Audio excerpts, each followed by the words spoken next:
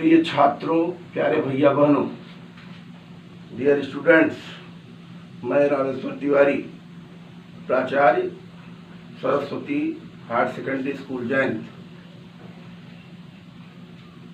Class 12th biology में principles of heredity and variation, आनुवंशिकता और विविधता के सिद्धांत, ये फर्स्ट चैप्टर चल रहा है इस यूनिट का। इसके अंतर्गत हम लोगों ने मेंडल्स लॉ, मेंडल के तीनों नियम इसके पहले पढ़े थे। Law of dominance, law of segregation and law of independent assortment. Mendel के समय ध्यान रखिएगा, जीन की खोज नहीं हुई थी और न ही अर्धसूत्री विभाजन, मियोसिस सेल डिवीजन। फिर भी इन्होंने एक हिंट, संकेत दिया था। मेंडल ने मटर के पौधे पर एक्सपेरिमेंट किए। मटर के पौधे पर जो एक्सपेरिमेंट किए थे वहां पर 7 जोड़ी विपर्यासी कैरेक्टर लक्षण थे, विरोधी लक्षण थे, कॉन्ट्रास्टिंग कैरेक्टर जो भी कह लीजिए। ये कैरेक्टर वो जो ले जाने वाले कारक थे, फैक्टर, वो स्वतंत्र थे, कोई किसी से रिलेटेड नहीं था। मेंडल के समय एक कारक यानी फैक्टर एक कैरेक्टर को, लक्षण को अभिव्यक्त करता था, निरूपित करता था। परंतु बाद में बहुत ढेर सारे प्रयोगों में देखा गया कि इंटरएक्शन ऑफ जीन, जीन की अन्योन्य क्रियाएं होती हैं। एक जीन यानी मेंडल के जीन, मेंडल के फैक्टर आज के जीन है, ऐसा माने तो एक जीन जो होता है वो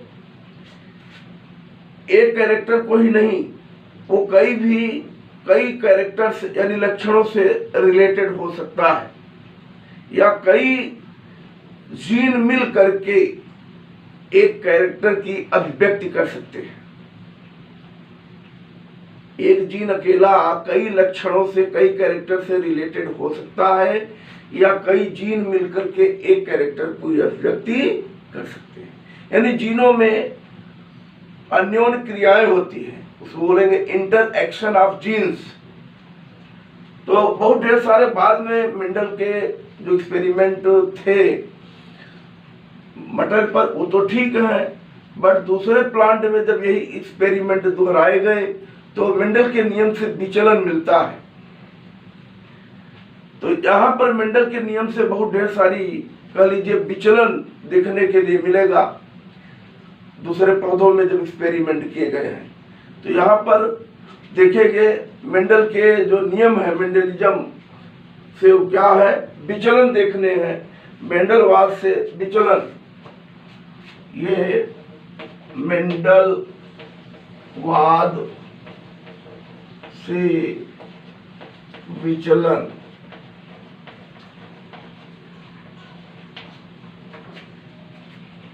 डेविएशन फ्रॉम मेंडलिज्म। इसमें सबसे पहला जो विचलन हम देखेंगे, बहुत पूछा भी जाता है, वो है इनकम्प्लीट डोमिनेंस। मेंडल का एक नियम आपने पढ़ा है, लॉ ऑफ डोमिनेंस। तो इनकम्प्लीट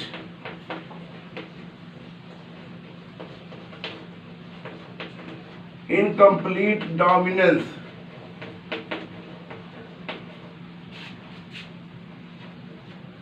अपूर्ण प्रभाविता।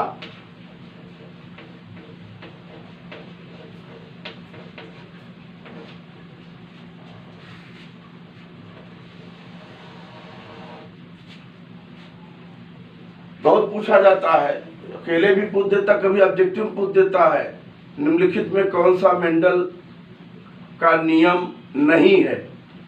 इसको डाल देंगे बीच में, बाकी मेंडल के नियम डाल देंगे। तो जो पढ़े हैं वो तो ध्यान देंगे।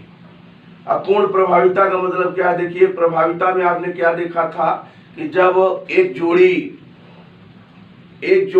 लक्षण जो विपर्यायी लक्षण है, विरोधी लक्षण है, उनका जब हम क्रॉस कराते थे तो F1 जनरेशन में फर्स्ट फिलियल जनरेशन में, पहली पीढ़ी में जो हाइब्रिड प्राप्त होते थे, जो रिजल्ट आपको मिलता था, तो वन कैरेक्टर आपको दिखता था, दूसरा कैरेक्टर क्या होता था, दब जाता था। जो दिखाई पड़ता था उसको आप डोमिनेंट कैरेक्टर, और जो दब जाता था उसे क्या बोलते थे, रिसेसिव कैरेक्टर। यहाँ पर ध्यान रखेंगे, दोनों ही अगर देखा जाए कि जब इस तरीके से क्रॉस कराते हैं, इनकम्प्लीट डोमिनेंस की बात कर रहे हैं, तो यहाँ पर ध्यान रखें कि F1 पीढ़ी में फर्स्ट फिलियल जो जनरेशन आपका आता है, उसमें कह लीजिए कि एक कैरेक्टर प्रभावी तो होता है, बट वो कंप्लीटली प्रभावी नहीं, डोमिनेंट नहीं हो पाता है, दूसरा भी अपने कैरेक्टर्स को दिखाता है। तो यहाँ पर कहने का मतलब ये हुआ कि प्रभावी तो हुआ पर पूर्ण रूप में नहीं हुआ, डोमिनेंट कैरेक्टर पूरी तरह से डोमिनेंट नहीं हो पाया, दूसरे ने भी अपने कैरेक्टर को दिखा दिया। If a cross is made between two homozygous plants, if a cross is made between two homozygous plant or animals, taking only one pair of contrasting characters into consideration and in intermediate character, बीच का character आ जाए, intermediate of both containing characters, दोनों के कह लीजिए बीच का लक्षण आ जाता है, न पर एक पूरी तरह से अपनी अभिव्यक्ति नहीं कर पाता है। तो bath contrasting characters is seen in the offspring of F1 generation। F1 generation में जो ऑफस्प्रिंग आएंगे उनमें दोनों के ही कैरेक्टर दिखाई देते हैं, दोनों पेरेंट के कैरेक्टर दिखाई देते हैं, चाहे वो जंतु में एक्सपेरिमेंट करें आप, चाहे प्लांट में।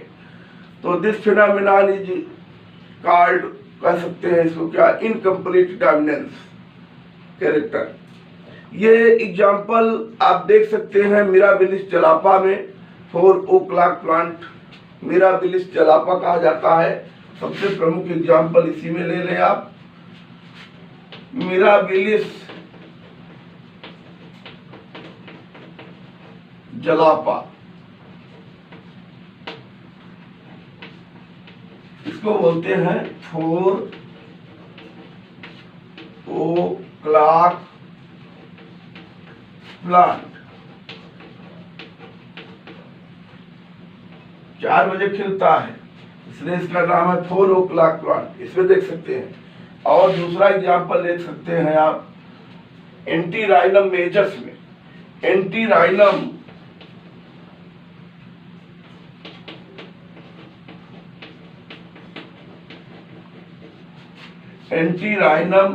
मेजस,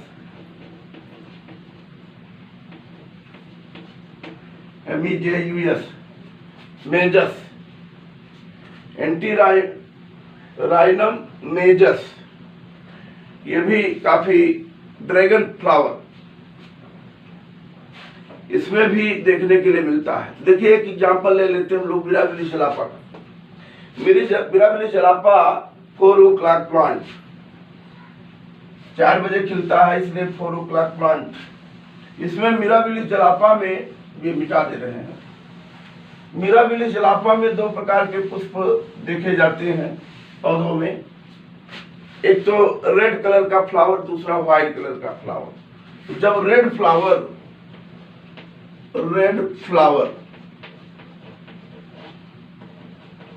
लाल पुष्प का क्रॉस कराते हैं व्हाइट फ्लावर से, सफेद पुष्प से, ये पेरेंटल पीढ़ी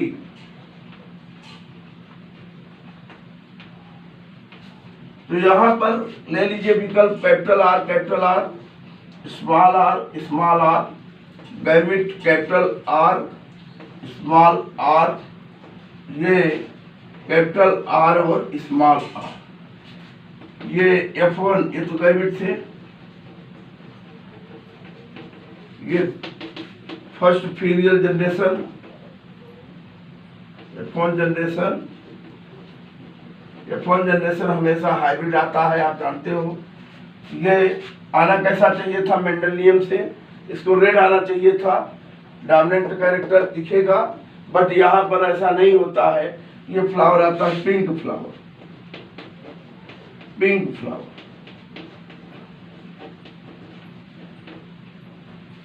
सभी गुलाबी रंग के पुष्प खिलते हैं, न लाल आया न सफेद आया, इंटरमीडिएट दोनों के बीच का कह लीजिए, पहले ही बता दिए थे। तो यहाँ पर पिंक फ्लावर आते हैं। अब ये जो पिंक फ्लावर आते हैं, अगर इनका आगे सेल्फ पॉलिनेशन करें, स्वयं परागण होने दे, यानी इसी का इसी से, ये हाइब्रिड तो है ही, यानी चेकर बोर्ड सीधे बना लेते हैं।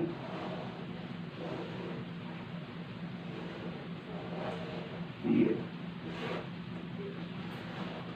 यहां लिखेंगे गैमेट, मेल फीमेल, ये कैपिटल आर स्मॉल आर, दो गैमेट बनेंगे, कैपिटल आर बनेगा और स्मॉल आर, यहाँ भी कैपिटल आर और स्मॉल आर, ये कैपिटल आर, ये क्या होगा प्योर रेड फ्लावर, ये कैपिटल आर स्मॉल आर, ये पिंक फ्लावर होगा, पिंक PINK, पिंक फ्लावर। यहाँ पर भी कैपिटल आर स्मॉल आर, कास्ट पुराना आप जान चुके हो, ये भी पिंक फ्लावर होगा, और ये स्मॉल आर, ये व्हाइट फ्लावर, व्हाइट फ्लावर। तो यहाँ पर जो F2 जनरेशन है,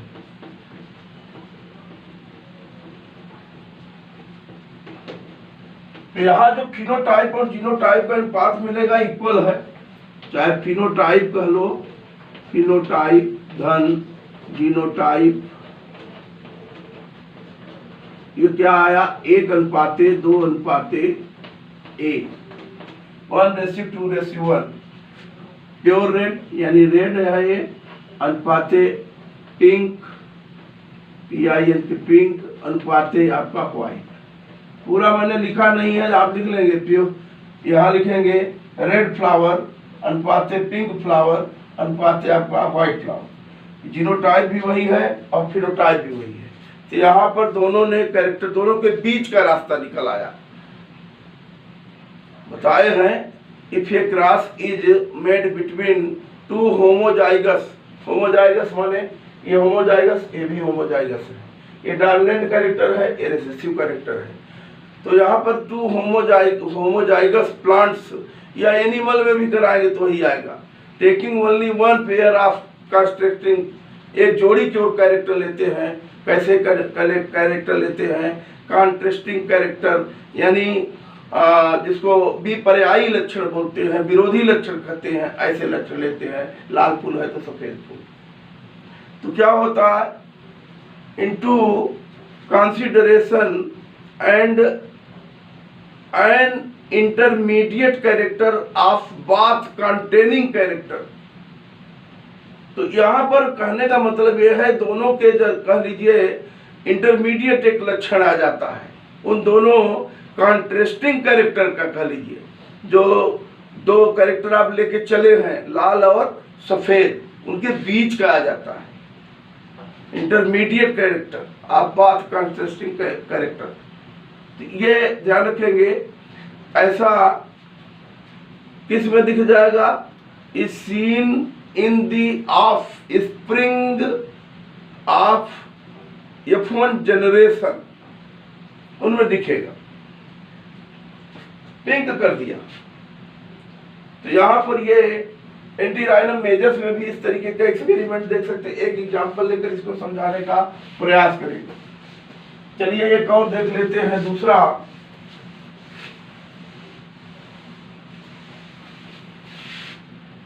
दूसरा देखेंगे कोडोमिनेंस। कोडोमिनेंस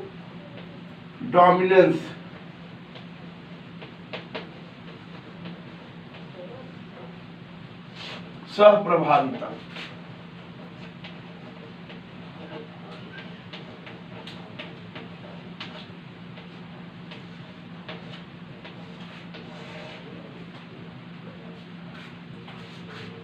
सहप्रभाविता साथ साथ दोनों कॉन्ट्रास्टिंग कैरेक्टर जो भी पर्यायी लक्षण हैं अपने लक्षण की अभिव्यक्ति करें, प्रकट करें, दोनों इक्वल इफेक्ट डालें, वो कंडीशन कहलाएगी, क्या कहलाएगी? Codominance. When both the alleles of any gene produce their equal effect, when both the alleles of any gene produce their equal effect is called codominance, and such alleles are called codominant. यहाँ पर ध्यान में रखना है कि जब alleles के दोनों अपने लक्षणों को साथ साथ व्यक्त करें, दोनों साथ साथ करें, कोई किसी के लिए कह लीजिए रिसेसिव या कोई किसी के लिए डोमिनेंट ना हो, यहाँ तो हो जाता है, तो इस तरीके से वो कहलाएगा सहप्रभाविता, साथ साथ प्रभावी है। The coat or skin color is some cattle's is the best example of codominance. ये जो कैटल मवेशी हैं, पशु हैं, इनमें आप देख सकते हो, जैसे कोई पशु ले लो, जैसे मान लीजिए कि गाय बैल में ले लो, क्रॉस करा देते हैं। अब यहाँ जंतु की बात कर रहे हैं, गाय बैल में मान लीजिए क्रॉस करा दिया गया, कैटल माने पशु, उनके बीच क्रॉस कराते हैं। जैसे मान लो एक कैटल रेड कलर का है और दूसरा कैटल मान लीजिए व्हाइट कलर का है। यहाँ हम स्किन की बात, त्वचा की बात कर रहे हैं, रंग, तो एक रेड कलर का है, दूसरा कैसा है? व्हाइट कलर का है। अब जब इनमें क्रॉस कराएंगे तो स्किन का रंग कैसा आएगा? रेड भी आएगा और व्हाइट भी आएगा, चितकबरा आ जाएगा। रॉयल, कुछ चमड़ी उसकी लाल दिखेगी, कुछ चमड़ी कैसी दिखेगी? सफेद। ऐसे बहुत ढेर सारे पशु मवेशी आपको दिख जाते हैं। तो दोनों कैरेक्टर साथ साथ कह लीजिए कि प्रभावी होते हैं। तो यहाँ ले लीजिए एक एग्जाम्पल ले लीजिए, ये बिठा दे रहे हैं, ऊपर से लेते हैं, क्रॉस कराते हैं। देखिए जैसे लिए हम मान लीजिए red cattle, red CATTLE, red cattle, इसका हम क्रॉस करा रहे हैं व्हाइट कैटल से। सफेद रंग त्वचा चमड़ी है पशु की और लाल रंग की चमड़ी। मान लो ये मेल है और मान लीजिए फीमेल, रास्ते इन्हीं के बीच होगा। ये P1 P जनरेशन जो है, किताब में देखेंगे तो डायग्राम बना के दिया होगा, किसी मवेशी का डायग्राम बनाया है, बट उसके आंसर देखेंगे तो गलत भी है लास्ट में, इसलिए समझ करके उसको करना है। तो यहाँ red cattle capital R gene ले लिए, यहाँ स्मॉल r ले लिए, इससे गैमिट कैपिटल R, इससे स्मॉल r बनेगा। ये मिलेंगे दोनों तो बन जाएगा कैपिटल R स्मॉल r। ये F1 जनरेशन होगा। चाहे तो क्रॉस ऐसे भी कर सकते हैं, दोनों गैमिट बनाकर दो क्रॉस कर सकते हैं, पर कोई जरूरी नहीं है। आप चाहे तो ऐसा करें, चाहे उस तरीके से कर ले। तो ये कैसा आ जाएगा यहाँ पर कलर? रॉयल, ROAN,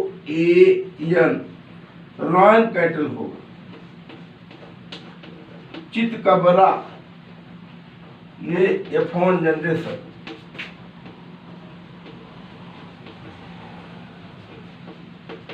पहली पीढ़ी में जो भी पैदा होंगे, एक गैमिट था, गैमिट।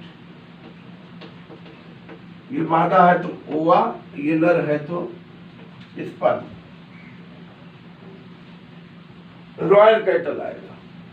अगर अब इस रॉयल का रॉयल से कराएं आगे जैसा करते थे प्लांट्स में, यानी कैपिटल आर स्मॉल आर, यानी रॉयल ROAN, रॉयल कैटल, इसका क्रॉस कराएं, किससे करा दें? रॉयल से,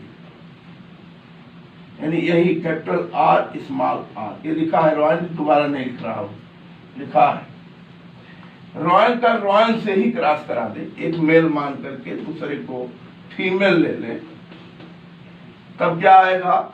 इससे दो प्रकार के गैमेट देख रहे हैं बनेंगे, इससे दो प्रकार के, चेकर बोर्ड नहीं बना रहे हैं हम, डायरेक्ट कर रहे हैं। एक तरीका ये भी है करने का, तो ये कैपिटल R और ये स्मॉल r गैमेट बनेगा, ये कैपिटल R और स्मॉल r बनेगा। चेकर बोर्ड बना के भी आप कर सकते हो।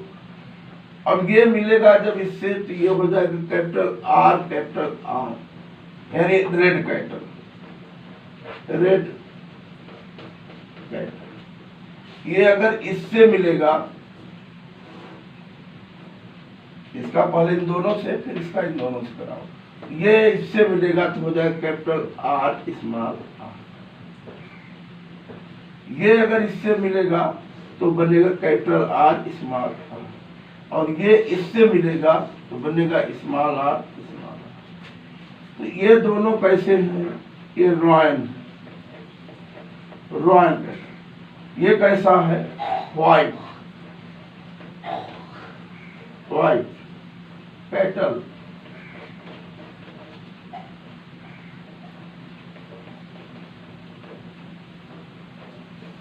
तो एक आया रेड, दो आए आपके रॉयल, और एक आया आपका व्हाइट। 1:2:1 का अनुपात मिला। बट यहाँ पर दोनों कैरेक्टर साथ साथ प्रभावी होते हैं, डोमिनेंट होते हैं। ऐसा नहीं था कि संतान पैदा होती तो केवल लाल चमड़ी वाली ही रहती या सफेद वाली होती, दोनों ही कैरेक्टर दिख जाते हैं, साथ साथ दोनों प्रभावी होते हैं। चितकबरा आपको बहुत ढेर सारे पशु दिखते हैं इस तरीके से। कैटल माने पशु, किसी में आप एग्जाम्पल ले लीजिए, ऐसे पैदा होते हैं। तो ये काफी महत्वपूर्ण होता है। इस तरीके से यहाँ पर भी मेंडल के नियम से विचलन देखने के लिए मिलता है। नेक्स्ट इसके बाद अगला देखेंगे हम लोग मल्टीपल एलिलिज्म, लेकिन ये अब हम थोड़ा लंबा पड़ेगा और आज ये वीडियो में इतना ही देखेंगे। नेक्स्ट देखेंगे क्योंकि अभी 2-3 देखने हैं, तो नेक्स्ट देखेंगे तो उसमें इसको हम लोग कंप्लीट करेंगे। Thank you.